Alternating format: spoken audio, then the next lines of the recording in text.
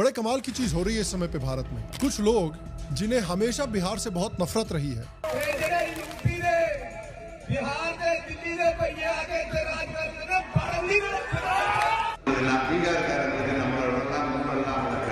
This is not a UP or a Bihar or a Madhya Pradesh. We are a progressive state. Nobody from South thinks they can go to the Hindi heartland and earn a livelihood because of the social infrastructure. वो आजकल बिहार में घूम घूम के बिहारियों के vote मांग रहे हैं और भारत की सबसे बड़ी चोर पार्टीज कांग्रेस और आरजेडी वोट चोरी का कैंपेन चला रहे हैं। वोट चोर, वोट चोर, वोट चोर, गति चोर। आज हम लोग मोदी जी और इलेक्शन कमीशन से लड़ाई लड़ने का काम कर रहे हैं। मोदी जी और अमित शाह जो हैं वोट चलाने का काम कर रहे हैं। नरेंद्र मोदी वोट चोरी करके चुनाव जीतता है। वोट चोर, वोट चोर, वोट चोर। हमारे देश के सबसे ऑनेस्ट इन्फ्लुएंसर, आपने देखा ही होगा इनको। क्या हमें सही में जरूरत है और हाईवेज की? क्या हमें सही में डबल हाईवेज की जरूरत है, डबल एयरपोर्ट्स की जरूरत है?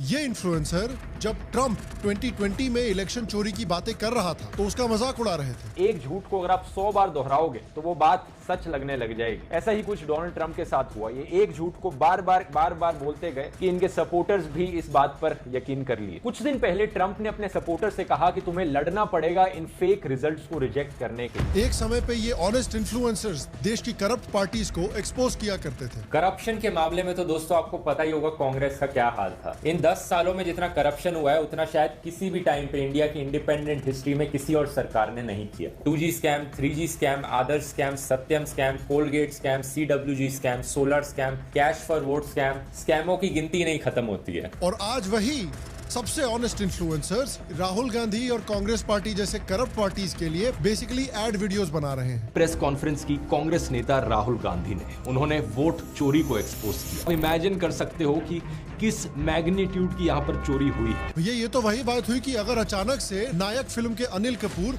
अमरीश पुरी के लिए एड कैंपेन करने लगे, या फिर जेफरी एप्स्टीन हमको अचानक से सिखाने लगे कि लड़कियों की इज्जत कैसे करते हैं, या होमलैंडर लोगों को rule of law and order सिखाने लगे। तो आज के वीडियो में हम देखेंगे इन पॉलिटिशियंस को और इन सो कॉल्ड अनबायस्ड इन्फ्लुएंसर्स को। हम आपको दिखाएंगे कि कैसे ये लोग समझते हैं कि आप बेवकूफ हैं, और हम उनके खुद के वर्ड्स के थ्रू आपको दिखाएंगे कि ये लोग देश की जनता को बेवकूफ समझते हैं और इस लेवल का झूठ और फरेब इस देश में फैला रहे हैं। और जिन टैक्टिक्स को ये दूसरे देशों में अनडेमोक्रेटिक मानते हैं, वही टैक्टिक्स वो भारत पे इस्तेमाल कर रहे हैं देश को बांटने के लिए, अपने ब्रांड को बिल्ड करने के लिए, अपने बिजनेसेस को प्रमोट करने के लिए और जनता को बेवकूफ बनाने के लिए।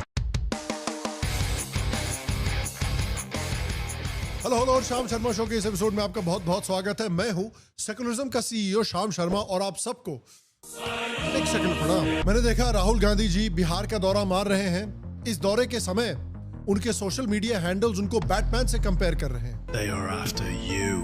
I'm just in their way. अब मैं समझ गया गौतम में क्राइम रेट इतना हाई क्यों है। उनके मार्शल आर्ट स्किल्स को हाईलाइट किया जा रहा है। इसका दूसरा तरीका वही चीज, बट बिना कंधे के, डायरेक्ट स्ट्रोक। देखिए, मुझे पता है कि राहुल गांधी के पास लेजिटिमेट मार्शल आर्ट्स की नॉलेज है। ये आइकिडो में ब्लैक बेल्ट है, जुजित्सु में ब्लू बेल्ट है, लेकिन मैं भी जुजित्सु में ब्लू बेल्ट हूँ और मेरे पास जूडो में ऑरेंज बेल्ट है। प्रॉब्लम ये है कि ये जो रोल उन्होंने दिखाया है ना, इस तरीके का रोल इस्तेमाल करके अपोनेंट को थ्रो करना बहुत ही मुश्किल है, इफ नॉट इम्पॉसिबल। अगर आप मरना चाहते हैं तो हाँ, ये रोल परफेक्ट चॉइस है। और अगर बैटमैन ने ये मूव ट्राई किया तो बेन उसको फाड़ के रख देगा। बट इन एनी केस इस समय वो बिहार में घूम रहे हैं और बिहारी हेट्रेड के जो अवेंजर्स हैं, जैसे कि कांग्रेस पार्टी जो कर्नाटका में बिहारियों के खिलाफ नफरत फैला रही है और DMK जो तमिलनाडु में बिहारियों के खिलाफ नफरत फैला रही है, वो इस समय पे बिहार में घूम घूम के बिहारियों से बड़ा प्यार जता रहे हैं और उनका वोट मांग रहे हैं। बताइए कैसे दिन आ गए हैं। क्या पता कल को हाफिज सईद मुल्तान में मंदिर बनवाने की डिमांड करने लगे। तो ये जो पूरा इस समय बिहार में कैंपेन चल रहा है, ये आने वाले बिहार के इलेक्शंस के लिए हो रहा है। और इस समय ऑपोजिशन का सबसे बड़ा स्लोगन है वोट चोरी, कि भाई नरेंद्र मोदी की गवर्नमेंट और इलेक्शन कमीशन ऑफ इंडिया साथ में मिलके इलेक्शंस की रिगिंग कर रहे हैं और वोट चोरी करवा रहे हैं, और इसलिए कांग्रेस हार रही है, not because of Rahul Gandhi. और इसमें देश के सबसे ऑनेस्ट यूट्यूबर दुग्गल साहब भी जुड़ गए हैं राहुल गांधी को सपोर्ट करने के लिए। अब इस वोट चोरी के बारे में एक सेकंड में बात करेंगे, लेकिन पहले जरा अरविंद केजरीवाल जी की हालत सोचिए इस आदमी पे इस समय क्या बीत रही होगी। दुग्गल साहब जो केजरीवाल के सबसे बड़े सपोर्टर हुआ करते थे, केजरीवाल के लिए सबसे ज्यादा प्रोपेगेंडा क्रिएट करते थे। अनफॉर्चुनेटली मुझे लगता है केजरीवाल जी ने उनको कुछ ज्यादा ही अच्छे से ट्रेन कर दिया है, क्योंकि आपको तो पता है केजरीवाल जी यू टर्न में एक्सपर्ट थे और अब उनका सबसे बड़ा चेला उनके ही खिलाफ यू टर्न कर चुका है। जब तक अरविंद केजरीवाल पावर में थे, दिल्ली के चीफ मिनिस्टर थे, ये हमारे ऑनेस्ट इन्फ्लुएंसर वीडियो पे वीडियो बना के उनका सपोर्ट करते रहते थे। जैसे ही केजरीवाल जी इलेक्शन हारे, ये इन्फ्लुएंसर तुरंत पलट गया और सीधा राहुल गांधी के बिस्तर में जाके लेट गया। मतलब अरविंद केजरीवाल जी का ही अलायंस पार्टनर इनके सबसे बड़े चेले को लेकर भाग गया। वाह दोस्त, वाह, अच्छा सिला दिया तूने दोस्ती का। हसदे चेहरिਆਂ ਦਾ ਮਤਲਬ ਇਹ ਨਹੀਂ ਹੁੰਦਾ ਕਿ ਉਹਨਾਂ ਨੂੰ ਕੋਈ ਤਕਲੀਫ ਨਹੀਂ ਹੁੰਦੀ, ਉਹਦਾ ਮਤਲਬ ਇਹ ਹੁੰਦਾ ਕਿ ਇਹਨਾਂ ਨੂੰ ਤਕਲੀਫਾਂ ਨਾਲ ਡੀਲ ਕਰਨਾ ਹੁੰਦਾ। इसीलिए तो केजरीवाल जी इतने खुंदस में हैं कि कुछ महीने जिस कांग्रेस के साथ अलायंस बना के वो बीजेपी के खिलाफ इलेक्शन लड़ रहे थे, आज उसी कांग्रेस की लीडरशिप यानी गांधी फैमिली को जेल करवाने की बातें कर रहे हैं। मैंने इंटरनेट पे जाके पढ़ा क्या है नेशनल हेराल्ड। सुनने में तो काफी खतरनाक लगता है। जो उसके फैक्ट्स हैं उससे तो लगता है कि ओपन एंड शट केस है। उनमें से कोई गांधी परिवार से कोई जेल नहीं गया अभी। मतलब सैयारा फिल्म के लेवल का रिलेशनशिप ड्रामा चल रहा है यहाँ एक बेवफा इन्फ्लुएंसर की वजह से। इन एनी केस, आइए देखते हैं कि भारत के सबसे ऑनेस्ट इन्फ्लुएंसर भारत की सबसे करप्ट पार्टी को कैसे डिफेंड कर रहे हैं। तो ये महाराष्ट्र की बात कर रहे हैं। स्टेट इलेक्शंस में अचानक से 1 करोड़ नए वोटर्स जुड़ गए। केवल 5-6 महीने में 1 करोड़ नए वोटर्स। ऐसा कैसे हो सकता है? इतने वोटर्स तो 5 साल में भी नहीं जुड़े। 1 करोड़ नए वोटर विधानसभा में वोट करते, लोकसभा में नहीं किया, विधानसभा में। महाराष्ट्र में more voters added in 5 months than 5 years। Proof में राहुल गांधी ने कहा है कि महाराष्ट्र का पॉपुलेशन इलेक्शन के पहले वाले 5 महीने में 5 साल से भी ज्यादा बढ़ गया है। और ये इनको कैसे पता? आज मैं ऑपोजिशन का लीडर हूँ, मुझे डिटेल्स नहीं मालूम। अच्छा जी, राहुल गांधी के हिसाब से महाराष्ट्र इलेक्शन में 70 लाख वोटर्स ऐड हुए थे, जबकि इलेक्शन कमीशन के हिसाब से महाराष्ट्र इलेक्शन के 5 महीने पहले महाराष्ट्र के इलेक्टर्स ने 48 लाख लोग ऐड हुए थे और 8 लाख लोग डिडक्ट हुए थे। जिसका मतलब इलेक्टर्स में नेट एडिशन 40 लाख का हुआ था, जबकि 2019 to 2024 के बीच में 1.2 करोड़ इलेक्टर्स ऐड हुए थे।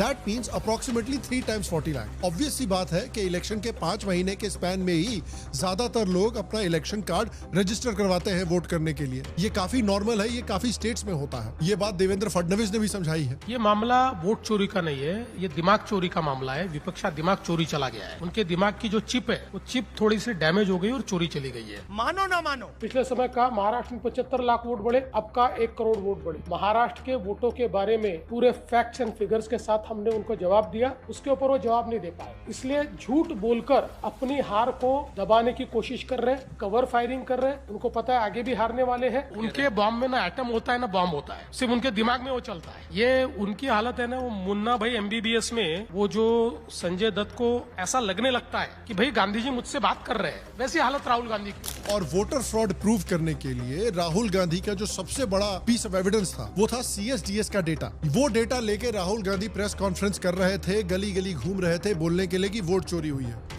और CSDS के डेटा का क्या हुआ? अपेरेंटली बिल्कुल झूठ निकला। You say now that you got your data wrong and you've apologized for your mistake. You are not adding that the Congress party is citing your data and you are writing an article based upon false information yourself. So on the 18th, 17th of September, August, Sanjay Kumar, you're very active. You're putting out wrong information on your Twitter handle. On the basis of that, you are making sweeping comments in the Times of India op-ed. Even before the Congress party is using your data to diss the Election Commission, you are attacking the Election Commission using false data yourself. Sanjay ji को लगता है BDSM का बहुत शौक, लेकिन sir जी अगर आपको BDSM का इतना ही शौक है तो और भी आसान तरीके हैं। अर्नब गोस्वामी से जाके BDSM करवाना तो सबसे एक्सट्रीम फॉर्म ऑफ BDSM है। अब बात करते हैं हमारे दुग्गल साहब की। इनको ये दिक्कत है कि 45 डेज के बाद इलेक्शन कमीशन ने CCTV फुटेज हटा दिया है। अबे तो तुम लोग 45 डेज तक वेट क्यों कर रहे थे यार? अगर इतनी आपको चिंता है वोट चोरी की, ये काफी स्टैंडर्ड प्रोसीजर है। इलेक्शन कमीशन ने तो वोटिंग वाले दिन ही डेटा दे दिया था कि कहाँ पे कितनी पोलिंग हो रही है। वो तो लाइव अपडेट दे रहे थे यार। उस वक्त तो आप लोग घोड़े बेच के सो रहे थे, क्योंकि एज यूजुअल उस समय पे आपको लग रहा था कि भैया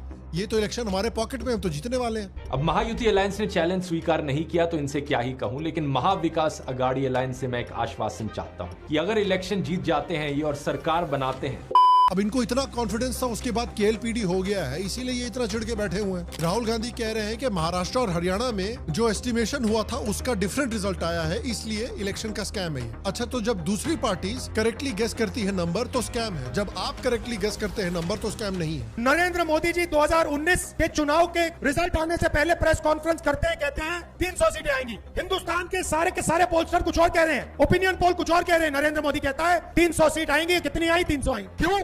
वोट चोर। कर्नाटक की जनता इनको 40 सीटें देगी और कांग्रेस पार्टी को कम से कम 150 सीट मिलेगी। The situation will not arise. I am very confident the Congress party will reach 140. 140 is your target. 140. तो ये क्या आपने भी हैक किया है ईवीएम यहाँ पे कर्नाटका में? आपका कॉन्फिडेंस, हमारा कॉन्फिडेंस चोरी। फिर लोकसभा का क्या कहना? लोकसभा इलेक्शन में तो सभी पोल्स कांग्रेस के लिए बहुत ही कम सीट प्रेडिक्ट कर रहे थे, बीजेपी के लिए 400 पार कुछ लोग प्रेडिक्ट कर रहे थे, लेकिन at the end of the day Congress को 99 सीट्स मिली थी, जिस पे ये आंटी ऐसी खुशी मना रही थी जैसे कांग्रेस की एक्चुअली 400 से पार सीटें आ गई हो।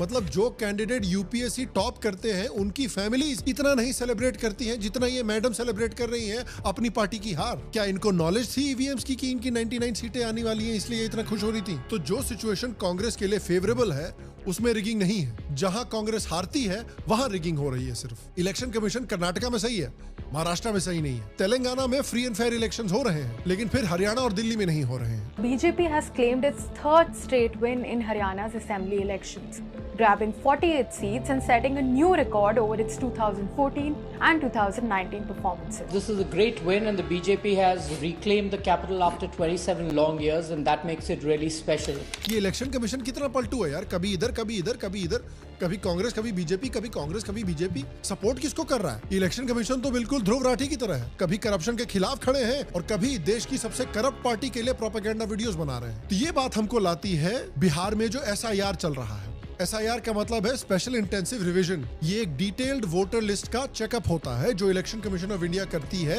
रिप्रेजेंटेशन ऑफ पीपल एक्ट 1950 के सेक्शन 21(3) के तहत। ये नॉर्मल ईयरली अपडेट जैसा नहीं होता, इसमें वोटर लिस्ट का फुल मेकओवर किया जाता है, घर घर जाके नाम वेरीफाई किए जाते हैं वोटर्स के। बिहार के SIR में कुछ मेन गोल्स है इलेक्शन कमीशन के। पहला कि भाई हर एलिजिबल सिटीजन का नाम वोटर लिस्ट में हो ताकि वो वोट कर सके, कोई भी इनएलिजिबल वोटर वोटर लिस्ट में ना हो, और वोटर को ऐड करने का डिलीट करने का प्रोसेस बिल्कुल ट्रांसपेरेंट हो। ECI ने बोला कि ये एक्सरसाइज जरूरी है बिकॉज 2003 में बिहार का लास्ट रिवीजन हुआ था और बीच में बहुत सारे चेंजेस आए हैं, अर्बनाइजेशन हुई है, बहुत सारे लोग स्टेट के बाहर माइग्रेट किए हैं, नए यंग वोटर्स एलिजिबल हुए हैं for voting, death report properly नहीं की गई है, और इलीगल इमिग्रेंट्स की बांग्लादेश से सस्पेक्ट एंट्री भी हुई है, उनको भी हटाना है वोटर लिस्ट से। सुप्रीम कोर्ट ने क्लियरली बोला है कि ECI को फुल पावर है SIR को इंप्लीमेंट करने का।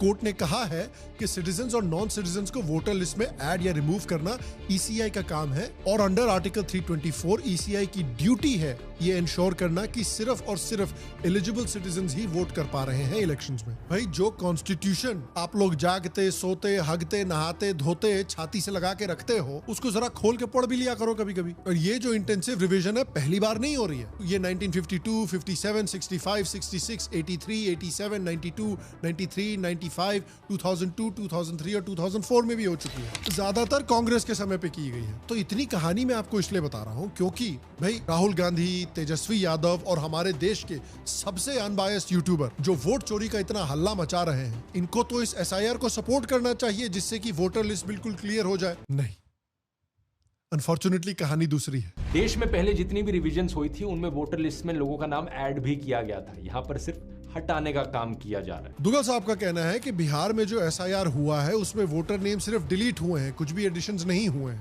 जबकि क्लियरली ये अनाउंस किया गया है कि नियरली 4 लाख नए वोटर ऐड किए गए हैं इसमें। और दुगल साहब ये क्लेम कर रहे हैं कि भारत के इतिहास में पहली बार कोई भी एडिशंस नहीं हुए हैं। कमाल है यार। और ये कह रहे हैं कि ECI जो है ये फुटेज नहीं शेयर कर रहा है पब्लिक के साथ, क्योंकि ECI कहता है कि ये जो फुटेज है ये सेंसिटिव है, इसका इस्तेमाल फिर पॉलिटिकल पार्टीज करेंगे धांधली के लिए। भी फुटेज नहीं दिखा सकते क्योंकि माताओं और बहनों की वीडियो कैसे दिखाएंगे? अरे बाप रे, क्या आप यहाँ बाथरूम की फुटेज दिखा रहे हो?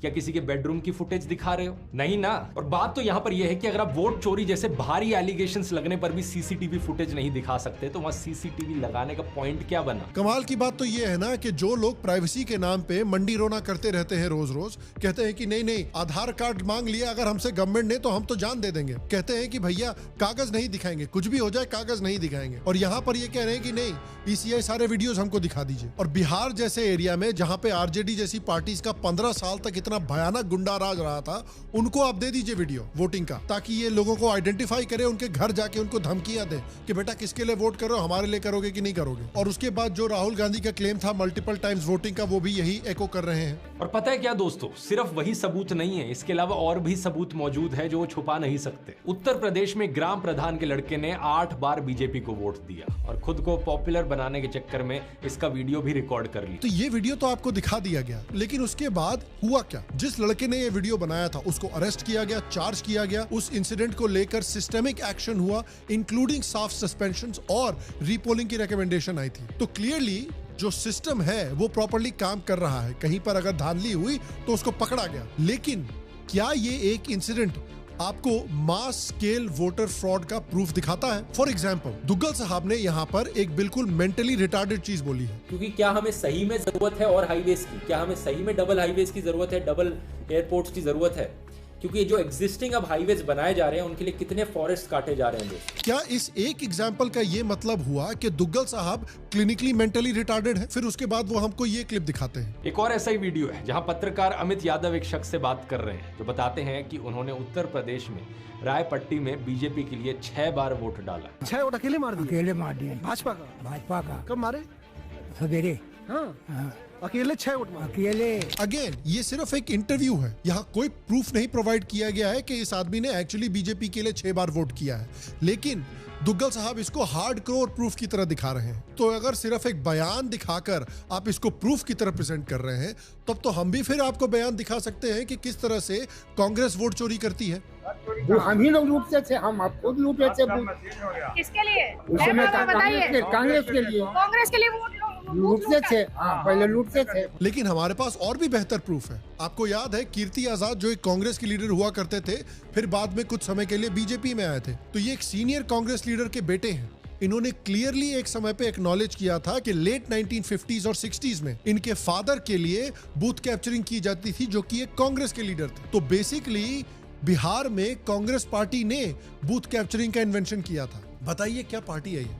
जब कांग्रेस बना था वहां के पॉलिटिकल पार्टीज ने इमेंसिपेशन प्रोक्लेमेशन साइन किया था, जिससे कि स्लेव्स को आजादी मिले। लेकिन जब इंडिया बना था तब Indian national Congress booth capturing invent कर रही थी, करप्शन के ऐसे लेवल्स को इजाद कर रही थी जो पूरे प्लेनेट ने शायद कभी नहीं देखा था। और जिन लोगों के ऊपर राहुल गांधी और उनकी पार्टी ने मल्टीपल वोटिंग का इल्जाम लगाया है, उन्होंने क्लियरली डिबंक भी किया है इस झूठ को। जो मल्टीपल टाइम्स वोटिंग की गई है, एक जगह पे मल्टीपल रजिस्ट्रेशंस किए गए हैं, उस प्रोपेगेंडा को भी ध्वस्त किया गया है क्लियरली। आदित्य श्रीवास्तव जी से बात हो रही मेरी? जी। क्या कहना है आपका कि इतने जगह आपका नाम रजिस्टर्ड है? लखनऊ से हूँ मैं ओरिजिनली। लखनऊ का वोटर आई कार्ड मैंने बॉम्बे ट्रांसफर करवाया था। ये कब की बात होगी अंदाजन? 2016, 17, 18, 2017, 2018 में हो सकता है क्लिक कराया होगा। ठीक है। 2017 या 2018 में। जी ठीक है। तो इसीलिए अगर आप देखेंगे जो भी वो रिपोर्ट कर रहे हैं, मेरा voter I card number same है जी। तो ऑनलाइन जो फॉर्म है उसके थ्रू मैंने ट्रांसफर करवाया था अपना वोटर आई कार्ड जी। फिर उसके बाद में 2021 में मैं बॉम्बे छोड़ के मैं बैंगलोर आ गया जी। और अभी मैं बैंगलोर में रह रहा हूँ। तो मैंने फिर से मैंने उनकी वेबसाइट पे जाके अब आई कार्ड बॉम्बे से बैंगलोर में ट्रांसफर, तो मैंने फॉर्मेट मैंने भर दिया। मेरे पास में नया वोटर आई कार्ड आ, ठीक है। मैंने प्रेस कॉन्फ्रेंस के बाद में मैंने चेक भी किया उसके बाद में क्या कहते हैं कि मेरा अगर मल्टीपल जगह नाम आ रहा है क्या अभी भी वोटर लिस्ट में, तो मैंने चेक किया मेरा नाम अभी तो केवल बैंगलोर में ही है। फिर ये एक वीडियो दिखाते हैं जहां पर दिखाते हैं कि पहले विनर कोई और डिक्लेयर किया, बाद में एक केस किया गया, इन्वेस्टिगेशन हुआ और इलेक्शन विनर दूसरा पर्सन डिक्लेयर किया गया। हरियाणा के पानीपत डिस्ट्रिक्ट में एक गांव है बुआना लाखू। यहाँ के पंचायत इलेक्शंस में कुलदीप सिंह को विनर डिक्लेयर कर दिया गया था, लेकिन दूसरे कैंडिडेट मोहित कुमार ने देखा कि एक बूथ पर वोट काउंट में गड़बड़ हुई है। उन्होंने कोर्ट में कंप्लेन करी। 33 महीने तक लीगल बैटल चली। ट्रिब्यूनल हाई कोर्ट के रास्ते से होते हुए मामला सुप्रीम कोर्ट तक पहुंचा। ईवीएम मंगवाई गई, सुप्रीम कोर्ट रजिस्ट्रार के सामने दोबारा काउंटिंग की गई और इसकी वीडियोग्राफी हुई और फाइनली जाकर पता है क्या नतीजा निकला? सुप्रीम कोर्ट ने इस इलेक्शन रिजल्ट को ओवरटर्न करते हुए कहा कि एक्चुअली में ये इलेक्शंस मोहित कुमार जीते थे। तो देखिए ये एक केस है और उस केस में क्या हुआ, मैटर लीगली रिजॉल्व किया गया।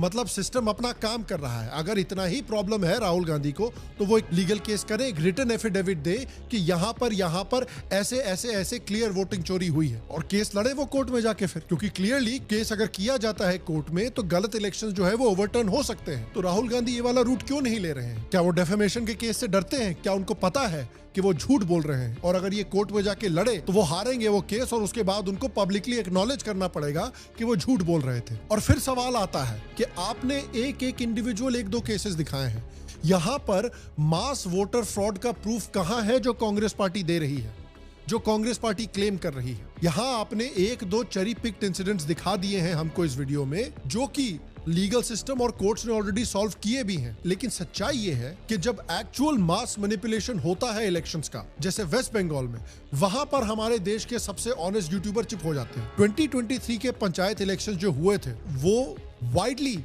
एक वायलेंट और सिस्टमैटिकली मैनिपुलेटेड इलेक्शंस माने जाते थे। इसमें बीजेपी, कांग्रेस और कम्युनिस्ट पार्टी तीनों ने एलिगेशंस लगाए थे अलोंग विद द मीडिया कि टीएमसी कार्डर्स ने लगभग 20,000 पोलिंग बूथ कैप्चर किए थे, सिस्टमैटिक बूथ कैप्चरिंग हुई थी। ऑपोजिशन पार्टीज का कहना है कि टीएमसी वर्कर्स ने पोलिंग एजेंट्स को धमकाया, पीटा, भगाया, वोटर्स को स्टेशन तक पहुंचने से रोका और जबरदस्ती प्रॉक्सी वोटिंग की। इस तरह के वीडियोस हर जगह वायरल हो रहे थे उस समय पे।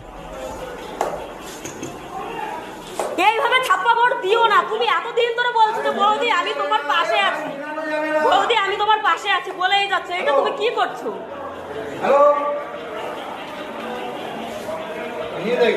এছাড়া তো কোনো উপায় নেই না। উৎপল ছিল তো 1 নম্বরে চোর, উৎপল ঢালি 1 নম্বরে চলে, এটা জানাই ইয়ে ছিল যে উৎপল ঢালি যখন এখানে আছে এখানে চুরি হবেই হবে। सेम पैटर्न 2021 के असेंबली इलेक्शंस में टीएमसी ने किया था और 2016 में किया था। तो ये होता है वाइड स्प्रेड वोटर फ्रॉड और इलेक्शन फ्रॉड। इस लेवल के वोटर मैनिपुलेशन और क्लियर इलेक्शन फ्रॉड के बावजूद वही कांग्रेस पार्टी जो इस समय पर वोट चोरी का कैंपेन बिहार में कर रही है, उसी कांग्रेस पार्टी ने गठबंधन बना रखा था टीएमसी के साथ और 2024 का इलेक्शन लड़ रहे थे। কিন্তু ইন্ডিয়ায় যে জোটটা ওটা আমি তৈরি করেছিলাম, ওই জোটটা দিয়ে আমরা সরকার তৈরি করব, আমরা জোটে থাকবো, জোটে আছি আমরা।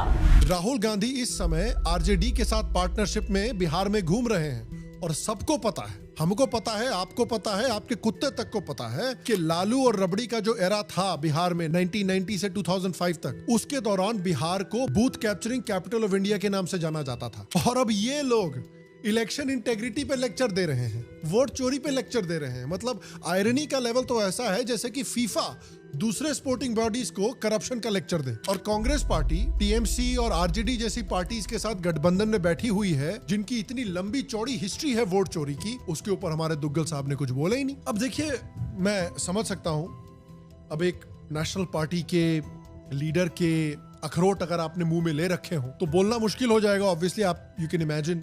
लेकिन फिर भी हो सकता है 2 मिनट के लिए आप उन लीडर के अखरोट मुंह में से बाहर निकाल के कुछ बोल सकते थे, फिर वापस चूस लेते, क्या तकलीफ है? तो हमारे देश के सबसे अनबायस्ड यूट्यूबर देश की हिस्टोरिकली सबसे करप्ट पॉलिटिकल पार्टी के लिए बेसिकली एड कैंपेन चला रहे हैं। अब देखिए, Rahul Gandhi is a liar. कभी कभी वो ऑन पर्पस झूठ बोलते हैं, जैसे कि जब उन्होंने बोला था कि सुप्रीम कोर्ट उनके साथ अग्री करती है कि राफेल परचेज एक स्कैम था, जिसके लिए उनको फिर सुप्रीम कोर्ट से पब्लिकली माफी मांगनी पड़ी। Well, in India, the Congress Party President Rahul Gandhi today has tendered an unconditional apology to the Indian Supreme Court for unintentionally and inadvertently linking the court's Rafale case order to his चौकीदार चोर है। और कभी-कभी Rahul Gandhi accidentally झूठ बोल देते हैं। बड़े एयरपोर्ट बनेंगे, किसान सीधा जाके अपना माल एयरपोर्ट में बेचेगा। ऐसी मशीन लगाऊंगा, इस साइड से आलू घुसेगा, उस साइड से सोना निकलेगा। गुजरात को अगर किसी ने खड़ा किया है, गुजरात को किसी ने खड़ा किया है, गुजरात को अमूल दिया है, गुजरात को दूध दिया है, तो इस तरफ देखिए, इन महिलाओं ने दिया है, गुजरात की महिलाओं ने दिया है। लेकिन ये जो झूठ है, ये राहुल गांधी की जो लंबी लिस्ट है झूठ बोलने की, उसमें एक और बहुत बड़ा झूठ है। अल्टीमेटली ये हमारी देश की जो डेमोक्रेसी है, उसका जो एक बैकबोन है, यानी हमारी इलेक्टोरल प्रोसेस, उस पूरी बैकबोन पर ये सवाल खड़ा कर रहे हैं। आप समझिए ये आदमी क्या करने की कोशिश कर रहा है। ऐसे एविडेंस को दिखा रहा है जो बहुत फ्लिम्जी है, बहुत इजीली डिबंक किया गया है। और आप समझिए ये आदमी कितना डेंजरस है, क्योंकि ये बट हर्ट है कि इंडिया के लोगों ने उसका सो कॉल्ड बर्थराइट जो है कि उसका इंडिया पे राज करना, वो बर्थराइट इंडिया के लोगों ने इसको नहीं दिया, बल्कि एक चाय वाले के लिए वोट कर दिया। उस बात पे ये इतना बौखलाया हुआ है कि इंडिया को इंसल्ट कर रहा है, इंडिया के हर एक इंपॉर्टेंट इंस्टीट्यूशन पर सवाल खड़ा कर रहा है, कास्ट कॉन्फ्लिक्ट्स क्रिएट कर रहा है, अलग अलग स्टेट्स को एक दूसरे के खिलाफ खड़ा कर रहा है। मतलब बेसिकली ये इंडिया को जलाकर खाक करने को तैयार है अगर उसको उस खाक के ऊपर राज करने का मौका मिले। ये है ये आदमी, इतना पॉइजनस है ये आदमी। इसको देख के आपको किसकी याद आती है? मुझे तो देखिए मोहम्मद अली जिन्ना की याद आती है, क्योंकि डायरेक्ट एक्शन डे पे मोहम्मद अली जिन्ना ने क्या कहा था कि या तो एक डिवाइडेड इंडिया बनेगा या एक डिस्ट्रॉयड इंडिया बनेगा। राहुल गांधी भी मोहम्मद अली जिन्ना की एग्जैक्टली उसी आइडियोलॉजी को फॉलो कर रहे हैं। या तो वो इंडिया पे राज करेंगे वरना इंडिया के टुकड़े टुकड़े कर देंगे। मेरे ओपिनियन में इंडिपेंडेंट इंडिया का जो असली जिन्ना है वो ओवैसी नहीं है, बल्कि राहुल गांधी है। और अल्टीमेटली मैं सोचता हूं कि अगर इलेक्शन कमीशन ने सच में कुछ गलत नहीं किया है तो उन्हें और गवर्नमेंट को राहुल गांधी के खिलाफ डेफेमेशन का केस फाइल करना चाहिए। दूध का दूध पानी का पानी वहां पर भी हो जाएगा। लेकिन देखिए एक इंपॉर्टेंट बात यह है कि जितना बड़ा इशू राहुल गांधी के क्लेम्स का है, उतना ही बड़ा issue in so called unbiased neutral influencers का भी है। ये लोग दिखावा करते हैं कि ये पब्लिक को सिर्फ एजुकेट कर रहे हैं, सच दिखाने के लिए वीडियोस बना रहे हैं, बट अनफॉर्चुनेटली सच्चाई कुछ और है। आप याद कीजिए, सिर्फ कुछ साल पहले इन्होंने एक वीडियो बनाया था यूएस के 2020 इलेक्शंस के बारे में, जिसमें ट्रंप और उनके सपोर्टर्स को ये क्रिटिसाइज कर रहे थे, क्योंकि ट्रंप और उनके सपोर्टर्स क्लेम कर रहे थे कि अमेरिका के इलेक्शंस रिग्ड हैं, स्टोलन है, चोरी कर लिए गए हैं। एग्जैक्टली जो इस समय पे राहुल गांधी बोल रहा है, उस समय देखिए अनबायस्ड यूट्यूबर क्या कह रहे थे। मेरी राय में दोस्तों ये इंसिडेंट दिखाता है कि आज के जमाने में कैसे एक झूठ, एक कंस्पिरेसी थ्योरी जो इतनी ज्यादा फैलाई जाए, चाहे उसे सारे फैक्ट चेकर्स डिबंक क्यों ना कर दें, लेकिन एक इमोशनली मैनिपुलेटिव झूठ भी काफी है जनता को भड़काने के लिए, यहां पर दंगे कराने के लिए। ये इंसिडेंट हमें यह भी दिखाता है कि कैसे एक जोकर पॉलिटिशियन काफी है पूरे देश के डेमोक्रेटिक इंस्टीट्यूशंस को खत्म करने के लिए। ये दुनिया भर की बाकी डेमोक्रेटिक कंट्रीज के लिए एक लेसन है कि कैसे हम डेमोक्रेसी को फॉर ग्रांटेड नहीं ले सकते यहां पर। और आज अनबायस्ड यूट्यूबर क्या कह रहे हैं? पहली प्रेस कॉन्फ्रेंस की कांग्रेस नेता राहुल गांधी ने, उन्होंने वोट चोरी को एक्सपोज किया। तो आप इमेजिन कर सकते हो कि किस मैग्नीट्यूड की यहां पर चोरी हुई है। ये वोट आपका है, लोकतंत्र आपका है, देश आपका है। वाह जी वाह। केजरीवाल कितना इस समय प्राउड फील कर रहे होंगे ये यू टर्न देखकर। वो भी सोच रहे होंगे कि यार इस बंदे को मैंने कुछ ज्यादा ही अच्छे से ट्रेन कर दिया है, ये तो मेरे से भी बड़ा पलटू बन गया है। जैसे दुग्गल साहब ने खुद बोला था कि this is about the systematic poisoning of the discourse. ये झूठ बोलने के बारे में है। दुग्गल साहब क्या कर रहे हैं, ये न्यूट्रल होने का ड्रामा करके सिस्टमैटिकली पब्लिक डिस्कोर्स को पॉइजन करने की कोशिश कर रहे हैं, सिर्फ इसलिए क्योंकि जो इस समय पावर में बैठा है उनको ये पसंद नहीं है। और अब दुग्गल साहब खुद वही कर रहे हैं जो आरोप इन्होंने ट्रंप और उनके सपोर्टर्स पर 2020 में लगाया था। आज ऐसे इन्फ्लुएंसर्स है भारत में जिनके पास मिलियंस ऑफ फॉलोअर्स हैं, जो खुद को एपॉलिटिकल ऑब्जर्वर्स बोलते हैं, लेकिन उनका so called unbiased analysis 99% cases में एक ही स्पेसिफिक पार्टी के टॉकिंग पॉइंट्स और आइडियोलॉजी के साथ अलाइन होता है। फिर भी ये अनबायस्ड इन्फ्लुएंसर्स हैं। देखिए, जब कोई ओपनली किसी आइडियोलॉजी या पार्टी को सपोर्ट करता है तो आपको कम से कम उनका स्टैंड पता है। Maybe you can take their opinions with a pinch of salt as well. आपका स्केप्टिसिज्म फिल्टर कम से कम थोड़ा ऑन रहता है। लेकिन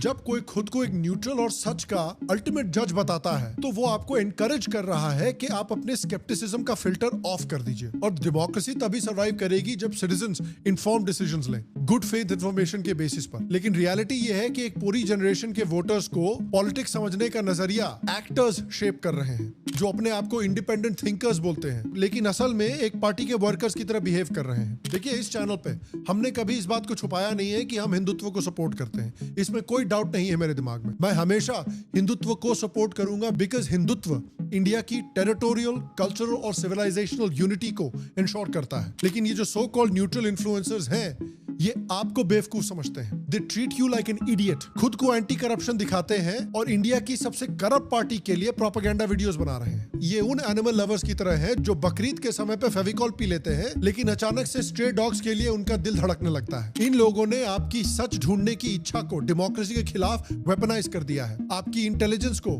एक वल्नरेबिलिटी बना दिया है, आपकी क्यूरियोसिटी को एक वल्नरेबिलिटी बना दिया है। ये एक डिलिबरेट कैलकुलेटेड स्ट्रेटजी है। इसीलिए तो आप देखिए, जैसे ही केजरीवाल इलेक्शन हारा, ये बंदा तुरंत यू टर्न करके केजरीवाल को अबैंडन करके अब राहुल गांधी को थाई मसाज दे रहा है विद हैप्पी एंडिंग। ये ट्रंप को और उनके सपोर्टर्स को ज्ञान दे रहा था कि कैसे एक ही झूठ को बार बार अगर आप रिपीट करें, डिस्पाइट द फैक्ट कि उस झूठ को बड़ी आसानी से डिबंक किया जा सकता है, तो वो झूठ डेमोक्रेसी को खोखला कर सकता है। तो कोई इनसे पूछे, मैं ये सवाल पूछना चाहता हूं और मैं चाहता हूं कि आप इनके कमेंट सेक्शन में जाके ये सवाल पूछें कि ये इस समय खुद क्या कर रहे हैं और राहुल गांधी इस समय पे खुद क्या कर रहा है। और मैं आपसे पूछना चाहता हूं कि क्या आपको लगता है कि ये वोट चोरी का जो प्रोपेगेंडा है ये सक्सीड करेगा? क्या आपको लगता है कि भारत में एक्चुअली वोट चोरी हो रही है? और आपको लगता है कि अगर राहुल गांधी झूठ बोल रहे हैं तो क्या इलेक्शन कमीशन ऑफ इंडिया को इनके ऊपर एक केस फाइल करना चाहिए या गवर्नमेंट को इनके ऊपर एक केस फाइल करना चाहिए डेफेमेशन का? नीचे कमेंट सेक्शन में मुझे जरूर बताएं। बाकी गाइस, आपके लिए एक दो बड़े अनाउंसमेंट्स आने वाले हैं अगले हफ्ते। I am going to make a big announcement. I would like you to support me in some new endeavours. तो होपफुली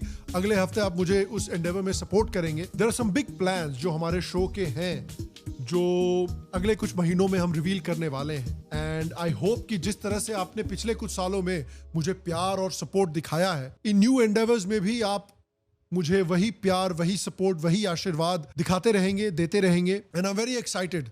जैसे ही वो प्लान रेडी होंगे, I am very excited to share those plans with you. बाकी आपसे अगले video में मुलाकात होगी। तब तक के लिए स्वस्थ रहें, सुखी रहें। फिर मिलेंगे और आप सबको एक सेकंड प्रणाम।